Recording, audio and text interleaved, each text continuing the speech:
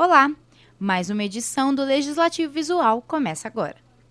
Foi oficialmente instituída na Assembleia Legislativa uma comissão parlamentar que irá investigar se as formas com que hoje é medido o consumo e cobrada energia estão corretas.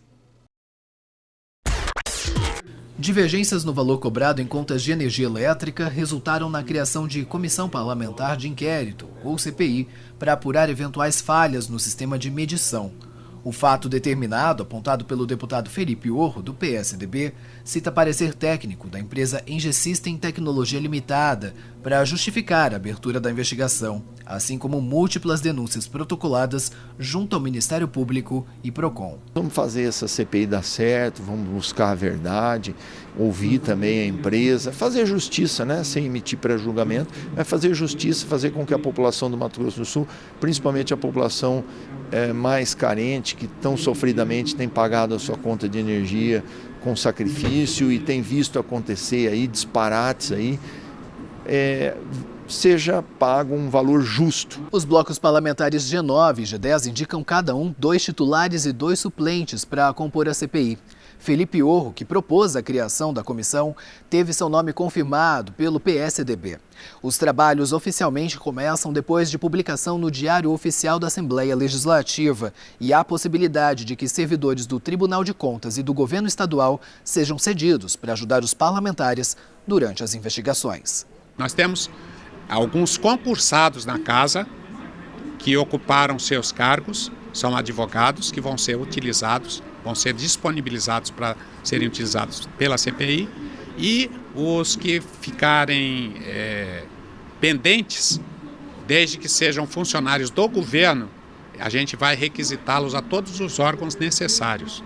Como nós fizemos a CPI da JBS, nós solicitamos um auditor fiscal ao Tribunal de Contas, fomos atendidos, e também um auditor de Receita na Secretaria de Fazenda, fomos atendidos também, até porque existia um problema de sigilo nas notas fiscais que nós analisamos. Então, toda a estrutura que nós vamos poder colocar é a estrutura da casa, sem custo absolutamente nenhum extra.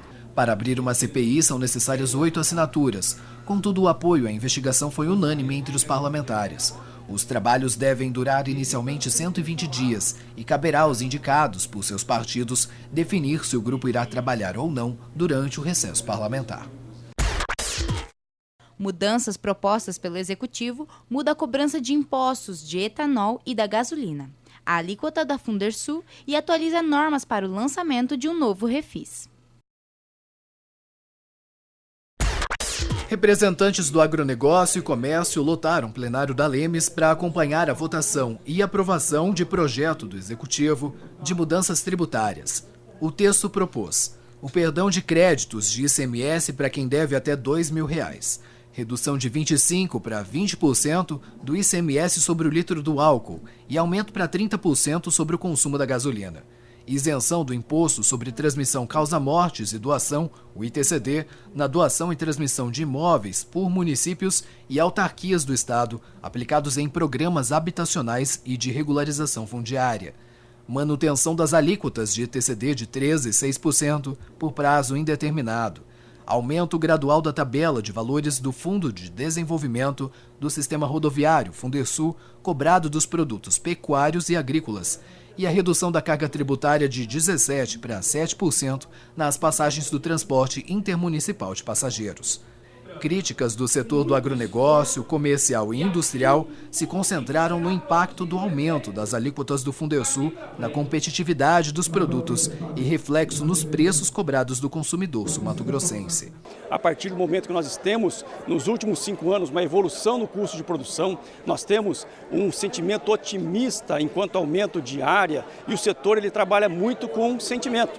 E aí, quando você penaliza o setor com aumento de impostos, você também traz o pessimismo e uma diminuição da capacidade de aumento de produção. Se você imaginar que num litro de gasolina nós vamos ter mais de 30 centavos de aumento por litro, isso reflete em tudo, serviços, produtos, na produção, no produtor rural, tudo isso é muito ruim nesse momento que a economia está vivendo. A gente não sabe como é que vai ser o cenário de 2020, então um pacote, principalmente agora, de tributação, inviabiliza a atividade do agronegócio e em outras cadeias.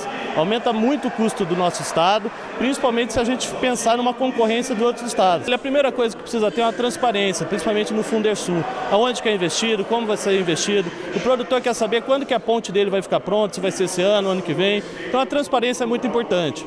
Entre os deputados, houve defesa da medida apresentada pelo governo, assim como questionamentos. O Fundersul, ele é constituído de duas formas. O combustível paga 350 milhões ano de Fundersul. E o setor produtivo paga 350 milhões ano de Fundersul. É justo que quem paga a gasolina, que está saindo de 25 para 30, tem estado da federação como o Rio de Janeiro, que é 35, o que acontece? Nós puseram a emenda e fizeram para atender também a cidade. Estou de posição. Eu voto a favor porque o governo não toca o estado sem o Fundersul. No caso do Fundersul, nós tivemos uma exposição de produtores rurais que vieram aqui dizendo que existe uma perspectiva de abertura de novos mercados, quer dizer, com o aumento da produção, da exportação, o setor já automaticamente iria contribuir mais com o Fundersul, né?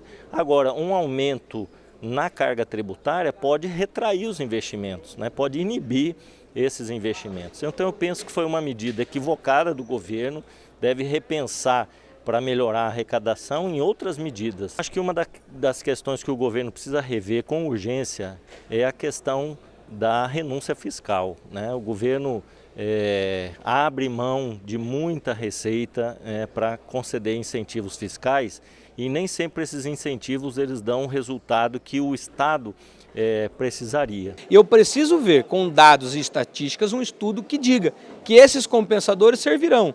Em tese servirão e haverá um aumento de tributo, infelizmente, no estado de Mato Grosso do Sul. Aprovado por maioria, depois de 2 votações, sendo uma extraordinária, o projeto do Executivo segue para ser sancionado pelo governador e se tornar lei. A produção de leite, importante componente da economia do Mato Grosso do Sul, foi tema de audiência pública na Assembleia Legislativa. Mato Grosso do Sul é o 8º produtor de leite no Brasil. Apesar da boa posição, esse cenário não é considerado muito animador para os envolvidos no ciclo leiteiro do estado, já que o potencial agropecuário de Mato Grosso do Sul permite expectativas bem maiores. Encontrar soluções aptas a impulsionar essa produção foi o objetivo da audiência pública realizada nesta tarde no plenário Júlio Maia. O proponente do evento foi o deputado Capitão Contar. Serão levantadas diversas informações. A ideia da audiência é captar o problema que acontece no âmbito da produção, as dificuldades que o setor industrial tem e também as soluções que o Poder Executivo tem apresentado. No estado, a média de consumo per capita é de 170 litros por ano, o suficiente para que a produção interna se abasteça, já que um dos desafios apontados pelos produtores é justamente escoar essa produção aos estados vizinhos, como conta Ronan Salgueiro, que preside a Abra Leite, associação de classe que reúne 15 mil produtores no país. No Mato Grosso do Sul, a gente tem grande dificuldade, principalmente na questão de logística. A logística, para se captar 1 litro de leite, o custo é muito maior porque roda-se muito, e principalmente com estradas de baixa qualidade. Então isso é um diferencial, mas que acontece no Brasil inteiro, logística. Hoje o principal, energia. Você não tem energia e o que tem é de baixa qualidade. E isso faz com que o produtor obrigue a comprar o gerador, aumentando o custo. Então basicamente hoje, a pecuária leiteira vem impactada muito seriamente com o custo Brasil. E é isso que nós precisamos acabar e diminuir. Então, não podemos mais aceitar uma carga tributária, um aumento nessa carga tributária. A pecuária leiteira não consegue acumular isso. Em termos econômicos, o leite representa a 6ª matriz da agropecuária nacional, o que reverteu 29,2 bilhões de reais somente em 2017. Apesar desse volume expressivo, Mato Grosso do Sul contribuiu com apenas 408 milhões de litros dos mais de 33 bilhões produzidos em todo o território brasileiro no mesmo período. Como forma de melhorar esse quadro, Carlos Anenga, presidente do núcleo Girolando MS, acredita que o poder público em seus 3 níveis deve fomentar a produção por meio da assistência técnica aos produtores. Precisamos então fortalecer o produtor, que na sua grande maioria são pequenos produtores. Então a nossa demanda hoje é por melhores condições, alguns incentivos fiscais, a busca de cooperativas e laticínios, além dos programas assistenciais para o pequeno e médio produtor, a nível de nutrição, sanidade e manejo nas propriedades. Rogério Beretta, superintendente da Semagro, também acompanhou os debates e apontou quais caminhos o Executivo Estadual tem percorrido a fim de superar os desafios que deram nome à audiência. De acordo com ele, isso só será alcançado quando o produtor adotar um perfil empreendedor. O futuro é promissor dependendo muito do perfil empresarial dos produtores de leite. Nós temos atendido a questões pontuais de máquinas, questões de incentivos, mas a questão do desenvolvimento da atividade, da produção, ele depende muito do perfil empresarial do produtor. Então é nisso que nós temos que investir agora, na questão da capacitação, principalmente em gestão da propriedade rural. Deputados da primeira à 10ª legislatura foram homenageados por suas contribuições ao longo dos 40 anos do Poder Legislativo. Presidida pelo deputado Eduardo Rocha, que ocupa a primeira vice-presidência do Legislativo, o evento foi marcado pelas mais variadas lembranças. Uma das mais significativas, sem dúvidas, foi trazida por Gandhi Jamil, que falou sobre a transferência da sede da Assembleia ao Palácio Guaicurus. Quando eu fui eleito presidente da Assembleia, até então, a Assembleia era na Missão Salesiana, em frente à Praça do Rádio Clube, e nesse exercício de 2 anos de mandato da presidência, nós conseguimos, junto com o ex-governador Wilson Barbosa Martins, concluirmos as obras desse prédio e transferirmos para cá. Prédio esse que foi inaugurado por nós e pelos deputados da ocasião. Outro fato histórico celebrado durante a noite foi a promulgação da segunda Constituinte sul-mato-grossense em 1989. À época, coube ao deputado Ricardo Baixa a relatoria de tão importante documento para a nossa história. O Brasil havia elaborado a sua Constituição em 88 e nós precisávamos nos estados fazer constituições estaduais. Então, nesse contexto, nós fizemos aqui a nossa Constituição, um trabalhão danado. Nós trabalhávamos aqui até 2, 3 horas da manhã, tentando cumprir prazos e foi a montagem. Nós não tínhamos praticamente um sistema de informática naquela época, a coisa era mais ou menos no braço, né? E compatibilizar e fazer com que as propostas fossem aprovadas e sofrer as pressões das corporações que no final das contas acabaram influindo de maneira forte na Constituição, tanto na Constituição Federal quanto nas estaduais. Esse foi um trabalho hercúleo e nós tivemos orgulho de fazer parte dele. O ex-presidente da Casa de Leis, Jonathan Barbosa, também contribuiu para o crescimento de Mato Grosso do Sul. Para ele, este desenvolvimento não deve cessar tão breve. É o que também acredita o ex-deputado Antônio Carlos Arroio. O Mato Grosso do Sul está entre os estados que mais atende e responde pelo que deve fazer. Quero aqui cumprimentar aos colegas que juntos tivemos aqui para festejar esses 40 anos e dizer que a vida continua e esse legislativo merece cada vez mais ser sempre o forte do nosso estado. Mato Grosso do Sul tinha e tem um potencial enorme e ao longo desses 40 anos muito se evoluiu. Muitas coisas foram executadas, a infraestrutura foi implementada, mas ainda tem muito a se fazer. E com certeza, a hora que nós tivermos tecnologicamente um estado evoluído, nós seremos o celeiro do Brasil entre os maiores produtores que hoje já somos, né, de proteína animal, de grãos. Eu acho que o estado tem tudo para ser um estado de ponta, um estado de qualidade de vida muito boa e, sem dúvida nenhuma, um dos primeiros estados do país. E para manter aberto esse diálogo com o passado, nada melhor do que os atuais parlamentares falarem sobre essa gloriosa trajetória. Antônio Vaz, em seu primeiro mandato, e Coronel Davi, em seu segundo, falaram sobre o aprendizado da noite. Estava conversando agora com os deputados das legislaturas anteriores, desde o começo, e estou aprendendo muita coisa com eles.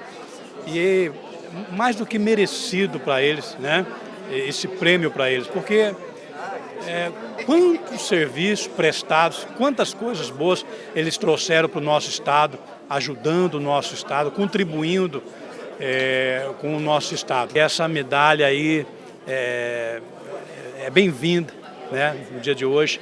Fico muito feliz de poder contribuir com esse Estado que é tão importante para o nosso país. Nós vivemos no Estado democrático de direito, onde o Poder Legislativo é peça preponderante para que isso continue acontecendo.